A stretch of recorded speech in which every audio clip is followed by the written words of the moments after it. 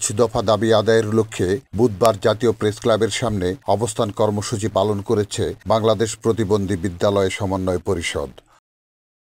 অত্যন্ত দুঃখজনক বিষয় যে আজকে আমাদের অতিবাহিত করতে হচ্ছে রাস্তায়, যেখানে শিক্ষক জাতি গড়ার একটা কারিগর, সেই শিক্ষক আজকে রাস্তায়।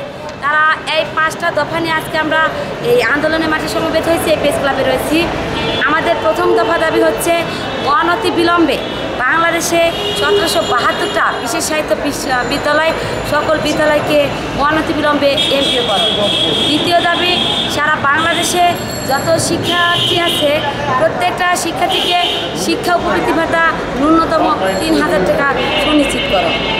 তৃতীয় দফা, সারা বাংলাদেশে যে আপনার শিক্ষা প্রতিষ্ঠানগুলোতে আছে সেই শিক্ষা প্রতিষ্ঠানগুলোতে মিড ডে সরঞ্জাম, আপনার খেলাধুলার সরঞ্জাম, বই খাতা, বিভিন্ন প্রয়োজনীয় সামগ্রী সুনিশ্চিত করো।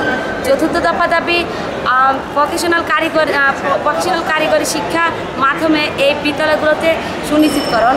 শিক্ষানবিশ শেষে আপনার প্রত্যেকটা শিক্ষা প্রতিষ্ঠানের সাথে পুনর্বাসন কেন্দ্র সুনিশ্চিতকরণ এবং আমাদের একটা শেষ অবধি যে আমরা একটা স্বস্তি পাবো সেরকম সুনিশ্চিতকরণ। সকল দফা দাবির একটাই দফা, আমাদের সকল শিক্ষা প্রতিষ্ঠান অনতি বিলম্বে এই সারা বাংলাদেশের 1772টা প্রতিষ্ঠান এমপিও ভর্তিকরণ সুনিশ্চিত করো।